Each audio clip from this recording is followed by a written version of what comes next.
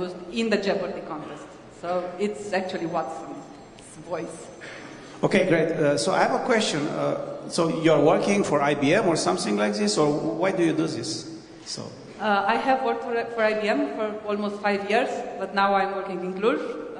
As I said, it's a personal project. I'm trying to teach my kids to love IT, and we try to do an intelligent toy, actually. It started as a toy. Lego Mindstorms comes with a programming kit for kids. My 7-year-old managed to make it take a round and go around the corner. So, yeah. Again, it was mentioned in a previous talk that we want to encourage the kids to do that, to turn to technology and to learn it, to love it. I will do a talk this Saturday to kids about IT and such. So. Yeah, that's great. Do you have in Cluj a meetup on robots? I think there is one, yes. Yeah? Nobody here? Have you interest in robots? Have you interest in NLP, machine language? Okay. So I invite you everyone to come today afternoon at my presentation, because my opinion is that in 10 years, the people that don't look at this will search for a job, believe me. Okay. So do you have something to present, to show us? Yes, I would like to show how the robot is, is going through a knowledge graph to respond, to have a conversation with me. And then he knows jokes and all other cool stuff. Okay, great. What's your name?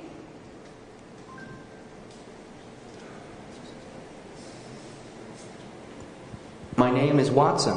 I am a very smart robot. Can you help me with my phone?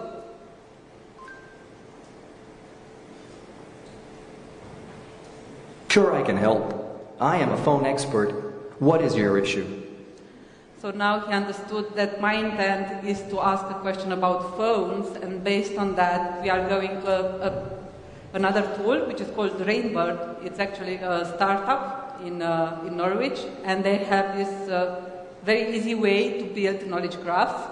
We have a knowledge graph for telephony. I want to know if my phone is still in warranty.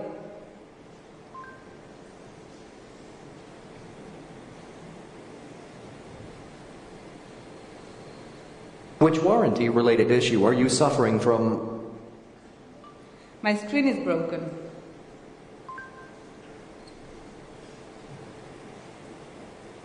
How many months is it since the start of the contract?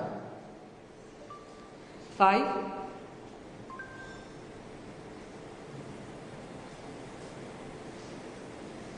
Which phone are you using? iPhone 6.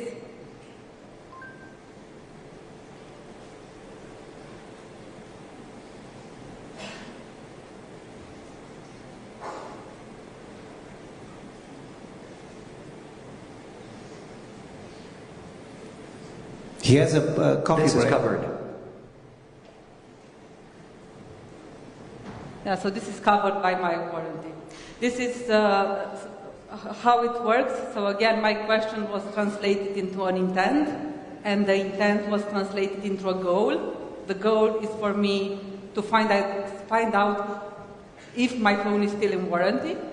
The knowledge graph will then formulate the questions in order for the missing information to be gathered, like what is my phone, how long since the start of my contract, and there are all other flows that I can go into. So there are around 20 goals that are implemented in this knowledge graph, but of course you can build your own if you want. So this is the Rainbird, and it's very suited for call center-like applications. Now on the vision side of things, what we have implemented, so Watson is very good to give you image recognition if you can specify the domain as well.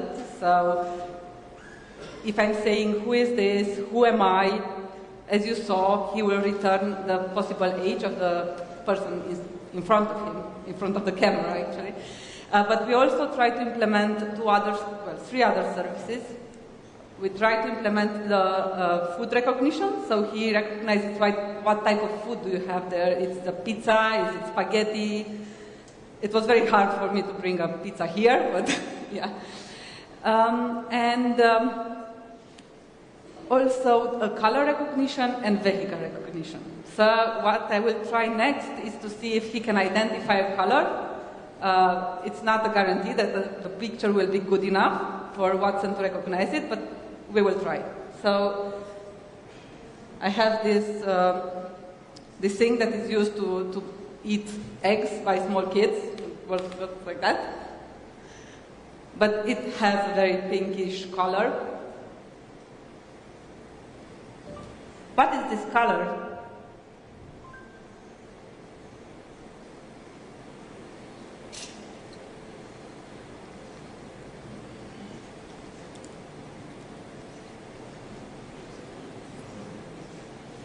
It takes around 2 seconds for the response to come back from what... The color is red. It's good enough. You can imagine, because the light is very important and luminosity and everything, it's a lot of components that are coming now to recognize color. It's not so easy, believe me. So, thank you very much, Cristina. Thank you.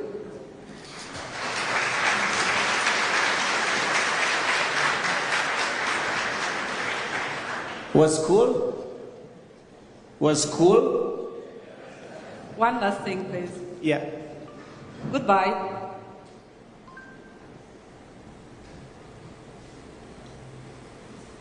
Goodbye, friends. Don't forget to share your thoughts about DevTalks conference on social media. I'll be watching. Bye.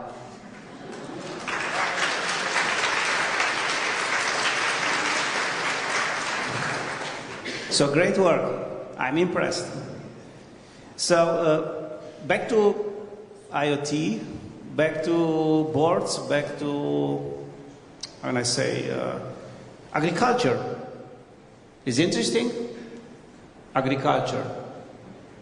Who is eating just organic here? Great. One. Okay.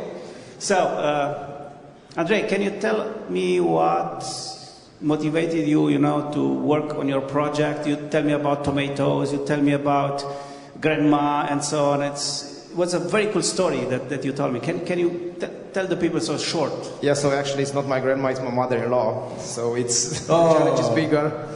So once she has a garden, a small garden, and she couldn't take care of it. I wanted, green vegetables. My wife wanted to. So we say, okay, we need to plant them, we need to water them, but was no one there to water them. And this was the first thing. I took it like a challenge. Of course, the reviewer was my mother-in-law, so there was zero room for error there. And actually, it on one side it went well. It was a year with very, very poor raining, and for 1 month and a half, nobody was there, and actually she was the only one in the village who had tomatoes. So she was pretty impressed. That was 5 or 6 years ago. Now that project has new versions. In the meantime, because I have water resources limited, I've blown up 2 water pumps, and now I have sensors to take care of that. So yeah, that's the downside of it, but in the end we have fresh tomatoes, and I'm just looking to them. So that's interesting. So back to Cristina. So when I see such a robot, it's the interaction, it's human-machine interaction. So a lot of people are afraid, it's a machine. Yes. In your opinion, because people said, okay, I'm scared, Minority Report. Minority Report, the film? Minority Report? Okay, great. So what's your opinion? How we will evolve this? How we'll accept? Because I had the Google glasses and I was an asshole. Everyone who had the Google glasses was an asshole. But can you imagine that you have a robot in front of you, and not just glasses, not just a small camera that maybe, you know, transmits something or records something? Let me make a prediction here. By 2020, there will be a Game of Thrones series called The Machines Are Coming. So, yeah. The artificial intelligence has been with us for a while. It's just that now, with the Internet of Things, it becomes more visible. And as the Internet was needed in order to share the data, Internet of Things is needed to share the data on the devices that we have connected. There are machines that have passed the Turing test, so officially we have artificial intelligence. We just need to get used to it, to work with them. Yeah, it's very hard to, you know, to understand the future, because it's it's amazing, you know, the evolution. And when I take a look at mobile, I started in 2000 with WAP. Who knows about WAP? W-A-P? Okay. So some dinosaur here in the room. I have my last question, and then I want from your side to have some questions.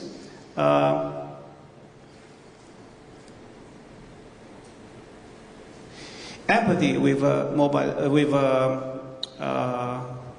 robots, empathy with IoT device, interfaces.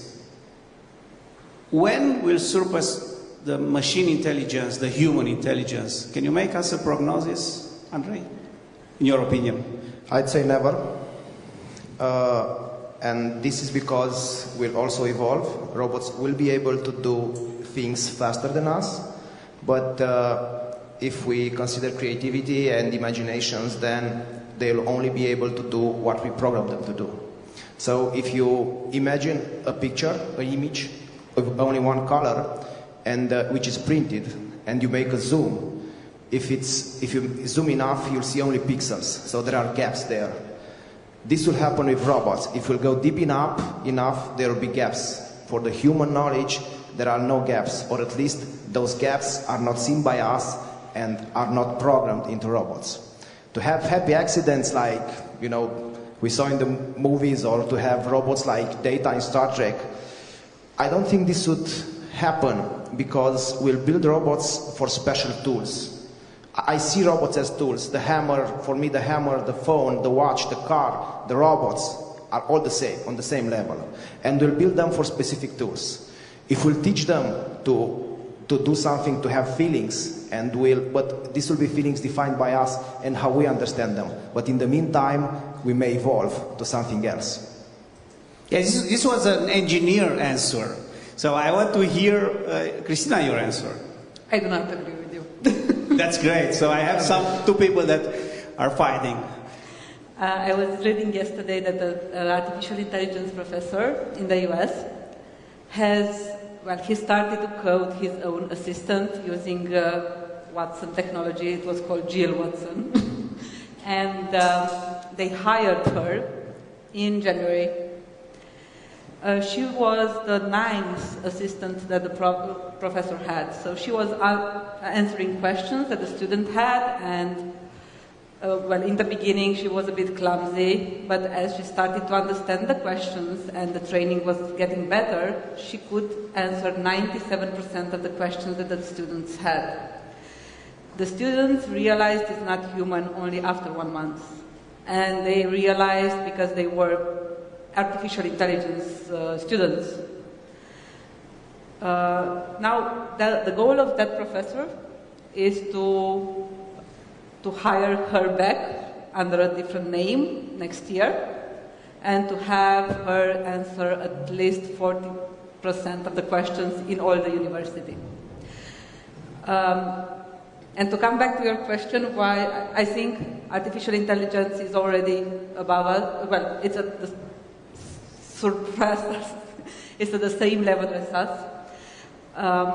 And I'm saying that because if you cannot say if a machine is human or not, it means that We have artificial intelligence at the same level as us.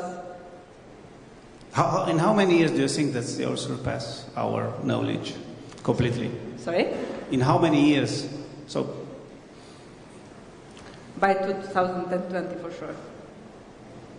it's very, very optimistic. So because I'm the moderator, so I'll be in the middle. I think 2:30 we'll have the first machine that will build machines, and the first machine that will write, all the software. I think will not be called software, the botsware for the network.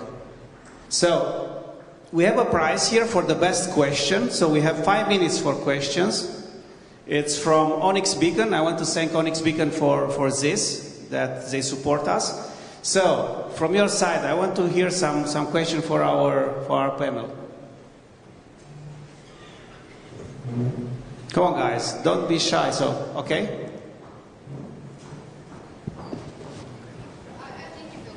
Yeah, you will receive a mic. So it's better like this, yeah.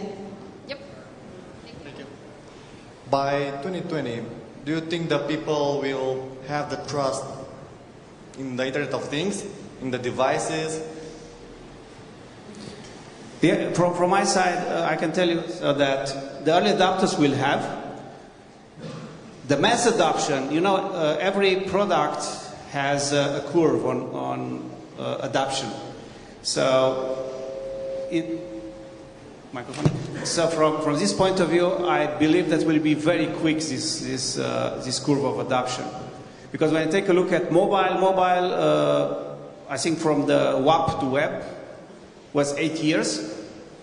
When you look now at all the system, machine learning, all the neural networks and so on, all the intelligence and API, I think this will be much shorter. Because if you see advantage from this, you will use it. But I let our panel to... From my point of view, there will be one moment in time when either we'll go to mass adoption of IoT, either people will fear of it. But it will be like with planes. If at the beginning of the planes, a lot of crashes would have happened and everyone would have heard about them, maybe that adoption won't happen. For IoT, we have two things. We now can hear every information around the world in a matter of minutes. And then IoT projects and applications are very present. It's not the same thing if your, file browser does not open a file, but it's a different thing if you turn the heat on and it turns off or lower and things like that. And if I may continue, I was curious, you said at the beginning about the agriculture people, that they may lose their jobs, but wouldn't that be the opposite? I mean, every agricultural person will take advantage of the IoT or what could happen? I believe for Romania it's very good because how many young people are going to work in agriculture right now? You, but how many people think to go there, to produce something? Not so many people. So you have, at this moment, John Deere is working, you have a lot of tractors that are self-driving and they know how much to consume, how much to put on the field and so on. I think all this stuff. So self-managing. We have everything today. So what will come will be maybe to have the connection to the market. So all this system will be connected to the market. This moment you have, for example, in New York at the stocks are computers that decide, not the people. So maybe Cristina, from your side. What was the original question again? I was curious about we can say in the project management way, let's say like that, as like agriculture. Let's assume for the moment I'm the person that takes all the hard work.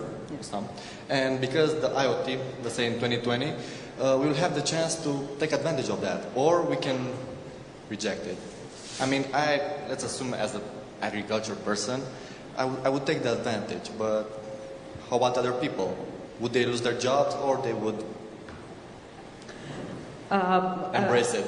I totally think that we will embrace it, with or without our knowledge. Again, as I was saying about Jill Watson, she was an assistant and people didn't know she was artificial intelligence. You could think there are things around us. I'm not sure if everyone in the room knows that ING's call center agent is an artificial intelligence. She is called Maria. We may not know they are not human. So, as a conclusion, we will experiment. We will experiment and we will see. There is that other example with Microsoft's bot that started to get wild on the internet. So, as an owner of an artificial intelligence, you will constantly monitor its progress, but we cannot say no. It will become part of our lives. Okay. For agriculture, there is a special environment because there are two kinds of people. The people that do the hard work to eat and the people that do this as a business. The first category will embrace this because they'll have food made by machines and then they'll stay and look out at the sky. The others will embrace this because it will grow up their business. So agriculture is a happy area for adoption of robots and IoT. Okay, so thank you very much. So the last question now. So very, very short. Yes. What is somebody there? So.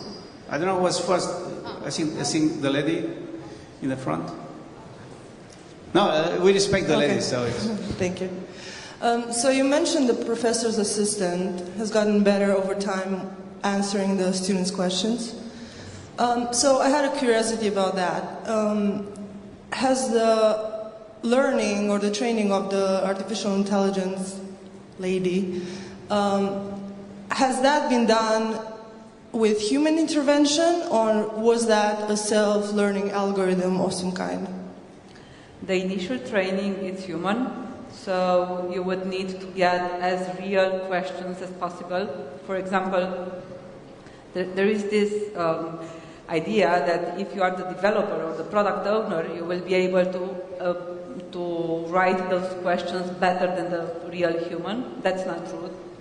Based on real questions, you will do the first training. You will then redo the training until you get the right baseline. But from that on, as I think the person that did the presentation before us, so it's called deep learning, and based on neural networks, the artificial intelligence will start to understand and to give better answers without feedback from the humans.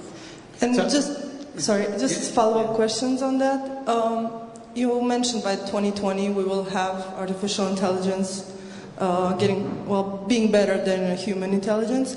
Do you see that done with human interaction of training or deep learning? Both. It depends. For example, in healthcare, you cannot afford to just let an artificial intelligence go wild.